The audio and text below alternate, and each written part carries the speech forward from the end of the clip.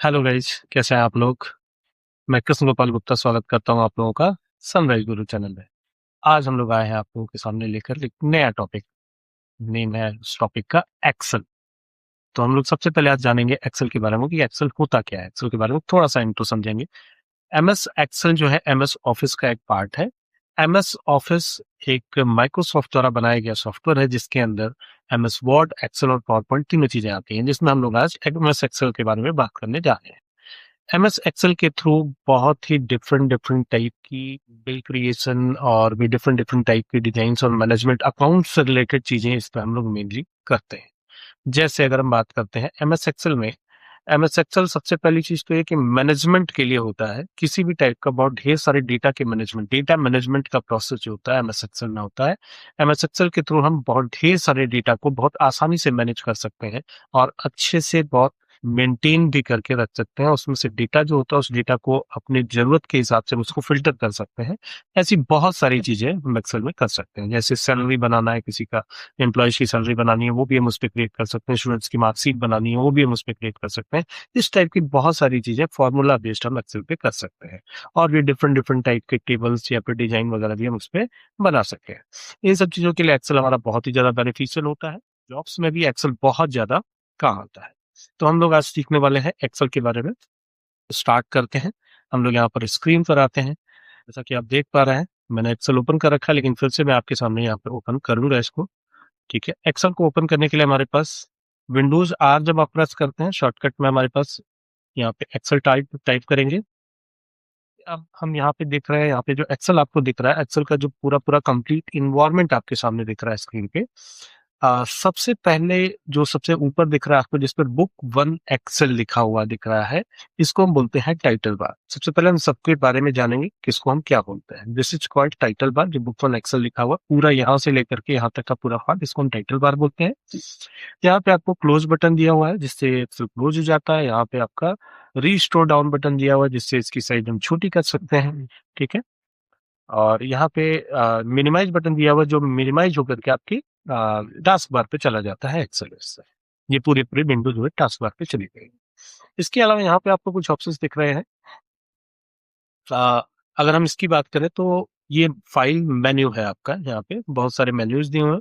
File menu ये किसी भी प्रोग्राम में, किसी भी सॉफ्टवेयर में करीब करीब सेम होता है। जैसे अगर हम बात करें फाइल मेन्यू में new, open, save, save as, आपको यहाँ पे कुछ ऑप्शंस दिख रहा है। New, open, save, save as, print, share, export, close और ये एग्जिट, ये सारे ऑप्शंस करीब करीब सब में सेम होते हैं।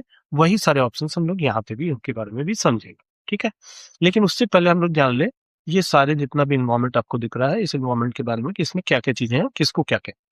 यहाँ पे जो दिख रहा है, होम दिख रहा है, इंसर्ट दिख रहा है, पेज लेआउट दिख रहा है, formula, data, review and view, ये सारे जो दिख रहे हैं these all are the tabs. इनको हम टैब बोलते हैं। Home tab, insert tab, page layout tab, इसको टैब नाम देते हैं। तो ये जिस भी टैब पे आप क्लिक करते हैं उस टैब के अंदर जितने भी टूल्स होंगे इस पूरे एक्सेल पे काम करने के लिए, वो सारे टूल्स यहाँ पे शो हो रहे होंगे। ठीक है, बिल्कुल वैसे ही इंसर्ट में भी टैब, इस पर्टिकुलर टैब में जितने भी टूल्स है वो सारे के सारे टूल्स आपको यहाँ पे शो हो रहे हैं। ठीक है, पेज लेआउट, ऐसे ही सारे टैब्स आपको यहाँ पे दिख रहा है। उन सबके अंदर जो भी ऑप्शंस अवेलेबल है वो सारे टूल्स और ऑप्शंस शो होंगे। इसके जस्ट नीचे ये जो टैब आपका खत्म होता है, अब इस टैब के जस्ट नीचे आपको यहाँ पे दिख रहा है दिस वन, जहाँ पे B4 लिखा हुआ दिख रहा है आपको, और यहाँ पे FX लिखा हुआ दिख रहा है। ये पूरा पार्ट, ये पूरा पार्ट, ये यहाँ से लेकर के यहाँ तक, तो इस पूरे पार्ट को हम कहते हैं फॉर्मूला बार। ये जो है आपका फॉर्मूला बार है और ये जो है आपका नेम बॉक्स है। FX जिस पे लिखा हुआ है इसको हम फॉर्मूला बार कहते हैं, और जो B4 जिस पे लिखा हुआ है ये नेम बॉक्स है। देखिए समझिएगा इसको हम क्या कहते हैं, किस तरीके से हम इसका नाम रखते हैं। और ये जो जैसे जिस भी सेल पे ये जो दिख रहा है आपको, यहाँ पे जो ग्रिड दिख रही है, लाइनें जो दिख रही हैं, कॉलम्स और रोज में जो लाइनें यहाँ पे खींची हुई हैं, तो जब लाइनें क्रॉस कर रही है जब बॉक्स बना रहा है, this box is called cell. इन सबको हम क्या बोलते हैं, सेल बोलते हैं। हर एक सेल का अपना एक नेम है। आप देख पाएंगे यहाँ पे इधर से जी, कॉलम में जी आ रहा है और रोज में 3 आ रहा है, तो इस पर्टिकुलर सेल का जो नेम होगा वो क्या होगा, G3 होगा। जैसा कि आप देख पा रहे हैं यहाँ पे G3 यहाँ पे लिखा हुआ है। दैट मीन्स जिस भी सेल पे आप क्लिक करेंगे उसका नेम जो होगा नेम बॉक्स में शो होगा। इसका नाम है नेम बॉक्स। जैसे आप वहां पे कर्सर ले जाकर के रोकते हैं तो आपको दिखाई देता है नेम बॉक्स, यहाँ पे उसका नाम दिखाई दे रहा है। सेम ऐसे ही यहाँ पे फॉर्मूला बॉक्स में भी फॉर्मूला बार यहाँ पे नाम दिखाई दे रहा है इसका कि फॉर्मूला बार है। और जिस भी सेल पे आप क्लिक करते हो उसका नेम यहाँ शो होता है नेम बॉक्स में, और सेल के अंदर जो डेटा होता है वो यहाँ पे फॉर्मूला बार में शो होता है। फिलहाल यहाँ पे बिल्कुल ब्लैंक दिख रहा है, आप देख पा रहे हैं। वो इसलिए ब्लैंक दिख रहा है क्योंकि इसके अंदर, इस पर्टिकुलर सेल के अंदर कुछ भी नहीं है जो सेल हमने सेलेक्ट कर रखा है। अगर हम किसी भी सेल के अंदर कुछ लिख देते हैं, टाइप कर देते हैं, और टाइप करने के बाद जब उस पर क्लिक करते हैं तो आप देख पा रहे हैं उसके अंदर जो भी लिखा होगा वो वहां पे शो होगा। उसके अंदर कोई फॉर्मूला लिखा होगा तो फॉर्मूला शो होगा, डेटा लिखा होगा डेटा शो होगा, नंबरिंग होगी तो नंबरिंग होगा, जो भी शेप लिखा होगा वो चीज यहाँ पे फॉर्मूला बार में शो होगा। Is that clear? अब हम आते हैं इसके बाद, ये जो ऊपर ABCDEFGH दिख रहा है आपको, इन सबको हम बोलते हैं कॉलम हेडिंग्स। इनको हम बोलते हैं कॉलम हेडिंग्स। इसके बाद जो आपको इस साइड में दिख रहा है 1 2 3 4 5 6 करके नंबरिंग जो दी हुई है आपके सामने, इन नंबरिंग्स को हम कहते हैं रो हेडिंग्स। ये रो हेडिंग्स है और ये कॉलम हेडिंग्स है। Column headings and row headings, ठीक है। किसी भी कॉलम को हम ऐसे सेलेक्ट कर सकते हैं, उसके कॉलम की हेडिंग पे क्लिक करेंगे और ये सिलेक्शन बन जाएगा, और ऐसा आपका माउस बन जाएगा। फिर एक से अधिक कॉलम सेलेक्ट करना चाहते हैं, आप क्लिक करके ऐसे ड्रैग करा लेंगे तो आप एक से अधिक कॉलम्स को भी सेलेक्ट कर पाएंगे। Is that clear? And then after अगर हम बात करें सेम ऐसे ही रोज की, तो रोज को भी हम इसी तरीके से क्लिक करेंगे तो ये पूरा लास्ट तक आपका रो सेलेक्ट हो जाता है। सेम ऐसे ही अगर हम इसको भी एक से अधिक को ड्रैग करके सेलेक्ट करना चाहते हैं तो हम कर सकते हैं। यहाँ जो कॉर्नर दिख रहा है, इस कॉर्नर पे जब आप क्लिक करते हैं तो पूरा कंप्लीट सीट आपका क्या हो जाता है, सेलेक्ट हो जाता है, ठीक है। इसके अलावा यहाँ पे नीचे जो आपको दिख रहा है सीट 1 लिखा हुआ है, यहाँ पे सीट 1 लिखा हुआ है, ठीक है। सीट 1 लिखा हुआ दिख रहा है यहाँ पे, आप दैट मीन्स कि ये पूरी सीट जो है, सिर्फ एक सीट यहाँ पे फिलहाल बाय डिफॉल्ट दिख रही है। अगर आप इस पे क्लिक करेंगे तो यहाँ पे सीट 2 आ जाएगा, प्लस पे क्लिक करते जाएंगे और एक एक सीट यहाँ पे बढ़ती जाएगी, ठीक है। तो जितनी सीट आप चाहते हो उतनी सीट आप यहाँ पे बना सकते हैं। अगर आप 2007 वर्जन में देखेंगे तो बाय डिफॉल्ट वहाँ पे 3 सीट्स दी होती है। बहुत बार ऐसा क्वेश्चन में भी पूछा जा सकता है कि how many sheets by default are there, तो बाय डिफॉल्ट वहाँ पे 3 सीट्स होती है, लेकिन इसमें 2013 वर्जन है, इसमें एक ही सीट अवेलेबल है जो बाय डिफॉल्ट दिख रही है आपको। अब हम बात करते हैं ये सीट जो दिख रही है, किसी भी सीट की बात करें, first seat, second seat, third seat, same ऐसे ही उतनी ही चीजें इसमें भी होंगी, वो सारी चीजें सेम अवेलेबल होंगी। अब हम बात करते हैं जो कॉलम्स आपको दिख रहे हैं 1 2 3 ABCDEFGH करके, ये बेसिकली है कहाँ तक। अगर हम कॉलम्स की बात करें तो आप देख पा रहे हैं ए से लेकर के जेड तक फिनिश हुआ। फिनिश होने के बाद फिर से A A A B AC start हो गया, फिर उसके बाद फिर ये लास्ट में आप देखेंगे AZ खत्म हुआ, फिर एक BABBBC स्टार्ट हो गया, BABBBC स्टार्ट हो गया, एंड देन आपका ये लास्ट तक जाएगा। अब ये लास्ट तक कहाँ जाएगा, ये जैसे गाड़ी के नंबर्स होते हैं, टू व्हीलर या फोर व्हीलर जो हम लोग खरीदते हैं, तो उसका जो नंबर होता है, जिस तरीके की उसकी नंबरिंग होती है, जिस तरीके से उसकी काउंटिंग होती है नंबर की, सेम वैसी ही काउंटिंग यहाँ पे दिख रही है, ठीक है। तो इस तरीके से करके आप देखते हैं, अगर आप चाहते हैं कि एकदम लास्ट तक जाए, क्योंकि ऐसे जाते जाते तो बहुत टाइम लग जाएगा आपको, अगर चाहते हैं कि डायरेक्टली लास्ट तक पहुंच जाए तो आप क्या कर सकते हैं, कंट्रोल दबा करके राइट वाला एरो की आप कीबोर्ड से प्रेस करेंगे कंट्रोल के साथ, तो ये अब सबसे लास्ट पे आपको पहुंचा देगा, जिसका नाम है XFD। आप देख पा रहे हैं यहाँ पे XFD, this is the last column, ठीक है। इतने कॉलम्स इस पर्टिकुलर सेल में, सॉरी एक्सेल की सीट में होते हैं, ओके। सेम वैसे ही अगर हम बात करें नंबर ऑफ रोज की, तो कंट्रोल दबाएंगे और नीचे वाला सबसे एरो की प्रेस करेंगे कीबोर्ड में, तो आपको ये सबसे लास्ट पे पहुंचा देगा। आप देख पा रहे हैं यहाँ पे number of row in a sheet कितने हैं, 10,48,576, ओके। ये क्वेश्चंस पूछे जाते हैं नॉर्मली एग्जाम्स में, 10,48,576 कितने हो गए, नंबर ऑफ रोज हो गए, ठीक है। ये क्लियर हो गया। हमने क्या क्या देख लिया यहाँ पे, कॉलम्स देख लिए और नंबर ऑफ रोज देख लिए, और सेल किसको कहते हैं हमने ये भी देख लिया है, ठीक है। तो हर एक सेल का नेम भी आपने देख लिया, कैसे हम नेम देखते हैं, और उसके अंदर अगर कोई डेटा है तो वो कैसे हम उसको देख सकते हैं। Is that clear? सीट्स भी आपने देखी नहीं है, कोई भी सीट्स आप इसमें क्रिएट कर सकते हैं। सीट जितने भी दिख रहे हैं उन सीट का नाम भी आप यहाँ से रीनेम करेंगे, यहाँ से सीट का नाम भी आप अपने हिसाब से अपनी जरूरत के अकॉर्डिंग चेंज कर पाएंगे। सपोज दैट इस सीट का नाम हमने अगर डिटेल रखनी है क्लास 1 2 3 4 की, ऐसे तो क्लास 1 2 3 4 ऐसे कुछ भी आप ले सकते हैं। It's totally depend on you कि what you want to write here. अब यहाँ पे हम बात करते हैं, ये जो जितने भी आपको कॉलम्स या रोज दिख रहे हैं, इन पर्टिकुलर कॉलम्स की साइज यहाँ से आप घटा या बढ़ा सकते हैं अकॉर्डिंग टू योर रिक्वायरमेंट, दिख पा रहा है। लेकिन इसके लिए आपको यहाँ पे इसके कॉलम हेडिंग या रो हेडिंग पे जाना होगा। जैसा कि आप देख पा रहे हैं, मैंने कॉलम हेडिंग में ए पे क्लिक, ए के जस्ट बगल में यहाँ पे क्लिक किया। वो भी आपको ये भी देखना होगा कि शेप कैसा बन रहा है। जब ऐसा शेप बनेगा इस टाइप का, तभी ये आप इसको मूव कराएंगे। ठीक है, आप देख पा रहे हैं ये कॉलम हम चौड़ा या पतला कर पा रहे हैं। सेम वैसे ही हम यहाँ पे रोज को भी, किसी भी पर्टिकुलर रो को भी हम चौड़ा या पतला खींच करके कर पाते हैं अकॉर्डिंग टू आर रिक्वायरमेंट। ठीक, एंड देन आफ्टर अगर हम बात करें तो अब हम बात करते हैं इसमें एक्सेल में और आगे बेसिक्स में। ठीक है, जैसे सपोज दैट हमने यहाँ पे एक नाम लिखा अमन, किसी पर्टिकुलर बच्चे का नाम है, हम चाहते हैं यही सेम नेम पूरा नीचे तक कॉपी हो जाए। तो आपको करना क्या होगा, सिंपली इस पे ये जो कॉर्नर दिख रहा है जहाँ पे डॉट दिख रहा है, इस डॉट के पास जब आप कर्सर ले जाते हैं तो प्लस ब्लैक कलर का हो जाता है और सिंगल लाइन में हो जाता है। फिर जब आप इस पे क्या करते हैं, यहाँ पे क्लिक करके जब आप ड्रैग करते हैं नीचे की तरफ, तो ये पूरा का पूरा कॉपी पेस्ट हो जाता है। Is that clear? ये इस तरीके से हम इसको कॉपी पेस्ट कर सकते हो। क्लियर है? सेम ऐसे अगर हम बात करें, कोई भी नंबर आपने लिया है, कोई भी नंबर हो, उस नंबर को भी अगर आप सेम चाहते हैं कि सेम कॉपी होता जाए, तो आप सिंपली क्लिक करके इसको सेलेक्ट करके नीचे ड्रैग कर देंगे, ये कंप्लीट हो जाएगा और सेम चीजें कॉपी हो जाएगी।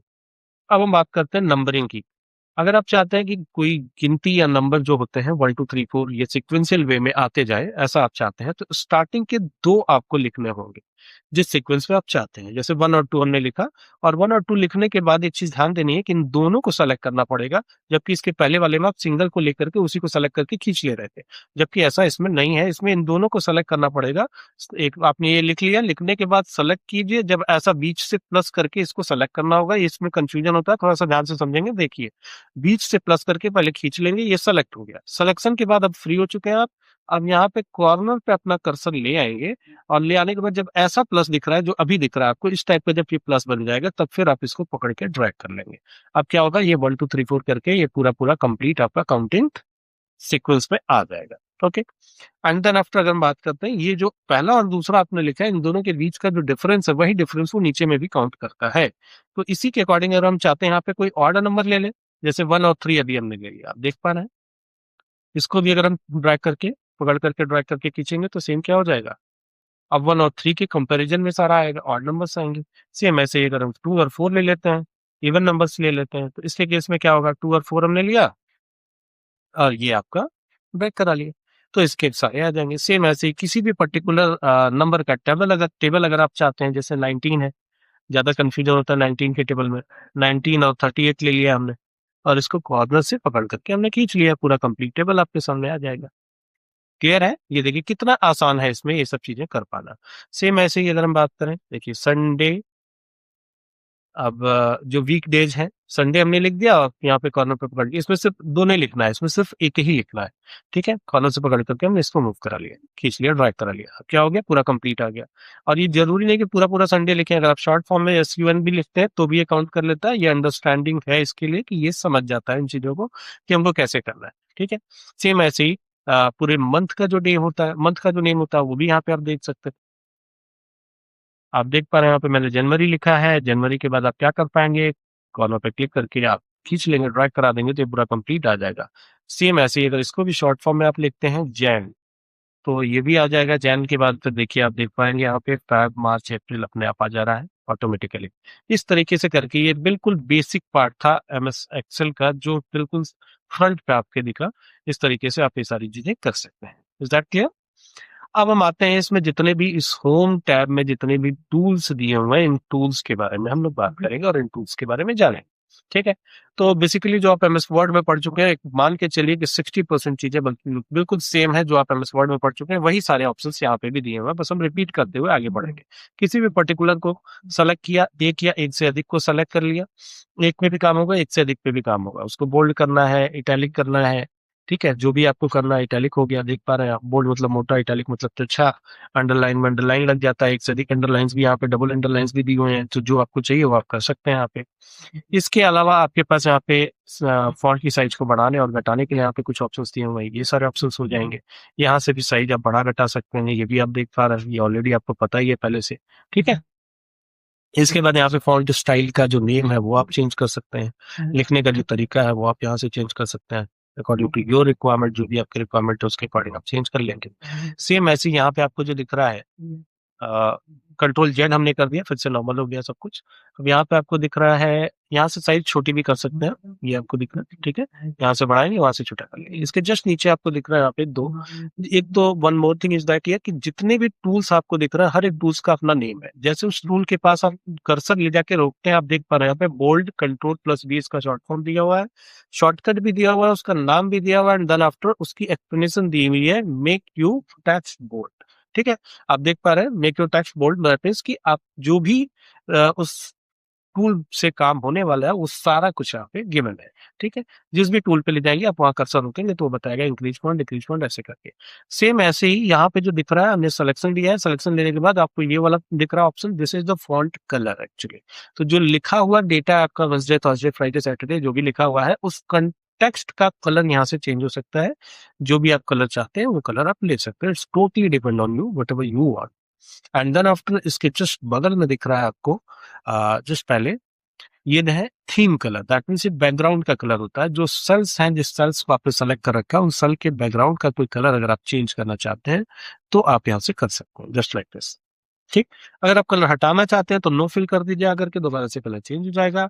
इन कलर्स में अगर आप कोई एक्स्ट्रा कलर चाहते हैं तो यहाँ पे मोर कलर में जाएंगे, जो कलर्स वहां पे नहीं है उनमें से कोई भी कलर पर्टिकुलर कलर आप बना करके ऊपर ले आ सकते हैं, it's totally depend on you. और ये आपका क्लियर हुआ। नो फिल कर देंगे तो ये सारी चीजें खत्म हो जाएंगी। फिलहाल जितने को सेलेक्ट करेंगे उतने पे ही काम करेगा ये, ठीक है। इसके जस्ट बाद आपको दिख रहा है यहाँ पे एक ये बॉर्डर दिख रहा है, ठीक है, इसको हम कहते हैं बॉर्डर। अब बॉर्डर को जानने से पहले सबसे पहले हम ये जान लें कि यहाँ पे जो दिख रहा है, आपकी जो ग्रिड दिख रही है, जितनी भी यहाँ पे लाइनें दिख रही हैं, रो और कॉलम्स की जो लाइनें हैं, उन्हीं को हम ग्रिड कह रहे हैं यहाँ पे।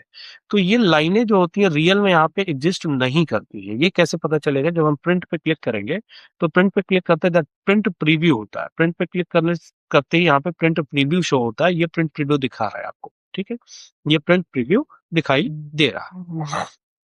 अब इस प्रिंट स्क्रीन पे जो प्रिंट प्रीव्यू आपको दिख रहा है, इस प्रीव्यू में अगर हम देखें तो कहीं कोई ग्रिड लाइंस नहीं दिख रही है, कहीं कोई लाइनें नहीं दिख रही है। ऐसा क्यों है? क्योंकि यहाँ पे लाइनें रियल में कोई होती ही नहीं है, एग्जिस्ट ही नहीं करती है, वो सिर्फ और सिर्फ बना करके दिखाया गया है ताकि आपका काम आसानी से हो सके, ठीक। अब आप देख पा रहे हैं अगर यहाँ पे कोई लाइनें या कोई ग्रिड लाइंस अवेलेबल ही नहीं है तो फिर आप इस पे काम कैसे करेंगे? तो हम क्या कर सकते हैं, हम इसको सेलेक्ट करेंगे, मतलब यहाँ पे अगर ग्रिड लाइंस नहीं है तो हम इसको ग्रिड लाइंस अगर हमको चाहिए यहाँ पे तो हम क्या कर सकते हैं, हमारे पास क्या ऑप्शन है।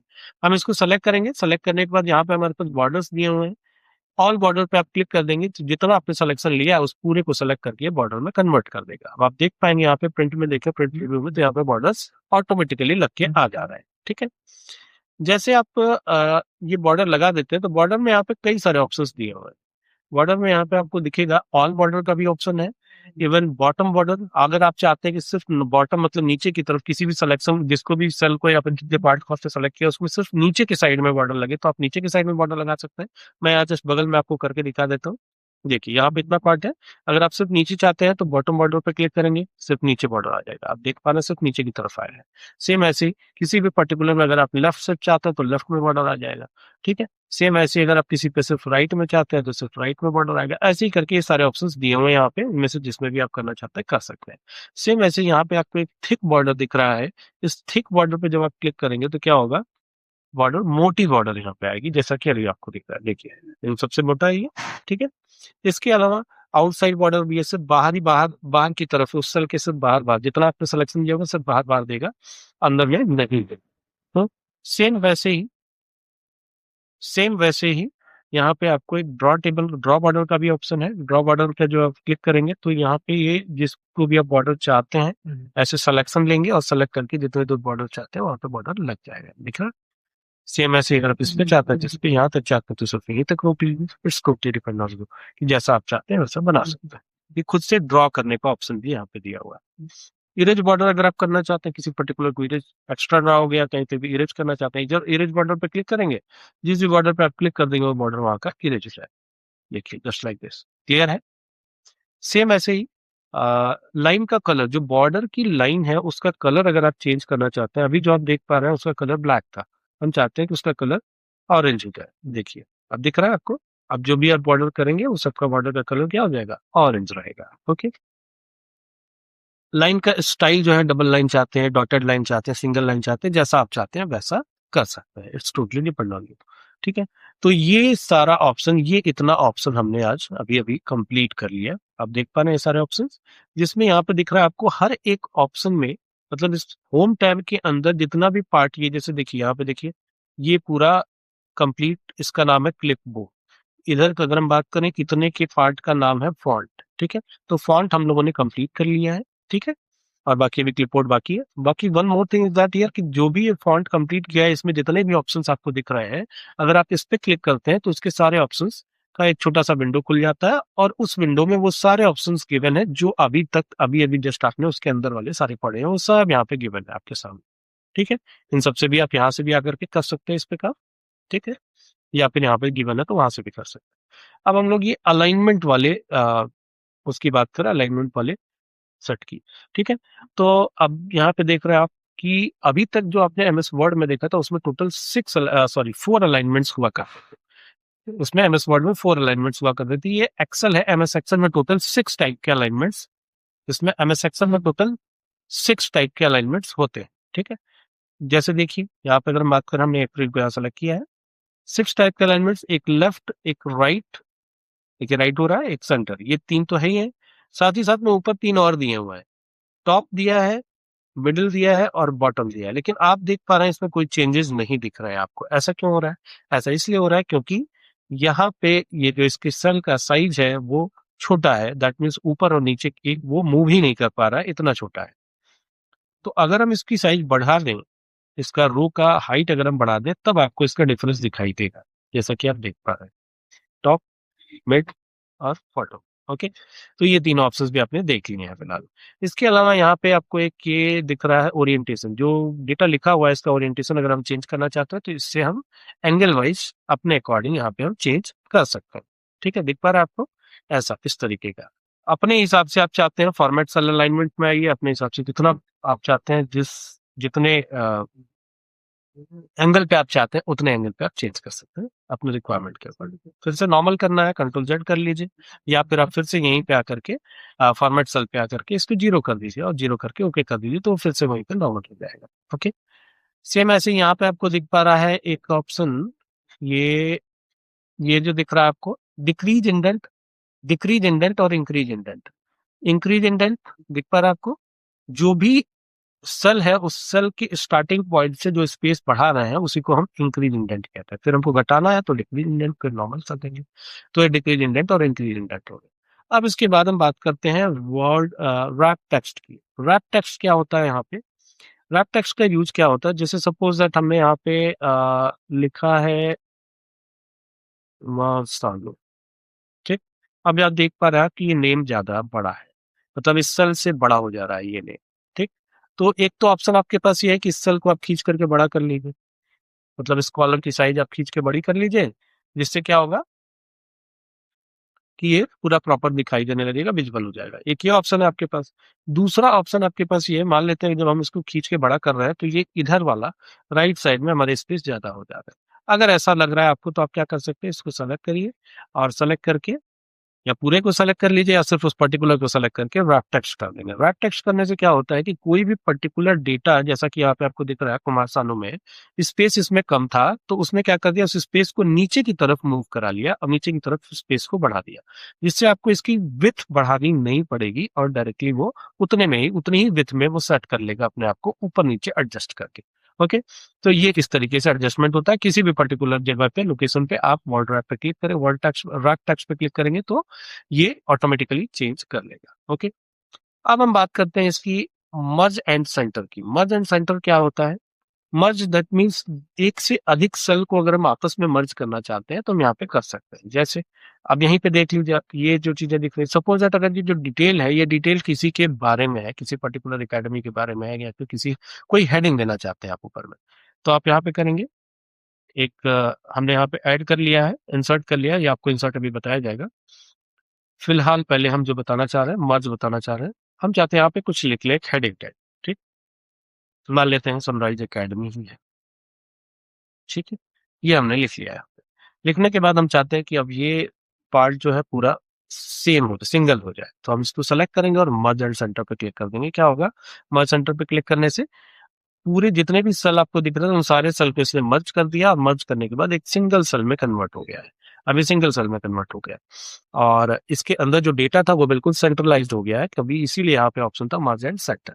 ओके, अब इसके बाद यहाँ पे ऑप्शन आपको दिख रहा है इसी मर्ज एंड सेंटर में कि एक दिख रहा है आपको मर्ज अक्रॉस सेल दिख रहा है, मर्ज अक्रॉस दिख रहा है। मर्ज अक्रॉस में क्या होता है, एक से अधिक सेल को जब हम ऐसे सेलेक्ट करते हैं तो आप देख पा रहे हैं यहाँ पे कॉलम्स को ही सिर्फ मर्ज करता है, रोज को मर्ज नहीं करता है, इसको मर्ज अक्रॉस कहते हैं। आप देख पाएंगे यहाँ पे, सॉरी, मर्ज अक्रॉस देखिएगा यहाँ पे ध्यान से, ये हमको हर बार मैसेज दे रहा है कि जो डेटा है वो डेटा वहां से लॉस हो रहा है आपका, क्योंकि उस समय सभी सेल्स में डेटा लिखा हुआ था इसलिए वो मैसेज दे रहा है। अगर वो डेटा नहीं लिखा होता तो हमें कोई मैसेज नहीं देता और कुछ भी हमसे नहीं पूछता। जैसा कि आप यहाँ पे देख रहे हैं, मर्ज क्रॉस पर हमने क्लिक किया, डायरेक्टली वो हो गया, एक भी मैसेज नहीं आया। लेकिन उस केस में क्या था कि वहां पे डेटा था, डेटा लॉस हो रहा है, इसलिए वो बता रहा था, एक मैसेज दे रहा था कि डेटा जो है वो आपका लॉस हो रहा है अगर आप ऐसा करते हैं तो क्या आप करना चाहते हैं, तो हमने यस किया तो इसलिए कंटिन्यू कर लिया। आप देख पा रहे हैं यहाँ पे भी ये 3 सेल्स 3 अलग-अलग सेल्स में बँट गया है, सेम वैसे ही यहाँ पे भी सिर्फ कॉलम को इसने सेपरेट की मर्ज किया है, बाकी उसको नहीं किया है। ठीक है? इसके बाद हम यहाँ पे देख पा रहे हैं अनमर्ज सेल। किसी भी सेल को जो मर्ज हुआ है उसको अगर आप अनमर्ज करना चाहते हैं, तो आप यहाँ पे जाएँगे और अनमर्ज सेल पे क्लिक कर देंगे, तो ये क्या हो जाएगा? अनमर्ज हो जाएगा। ठीक है?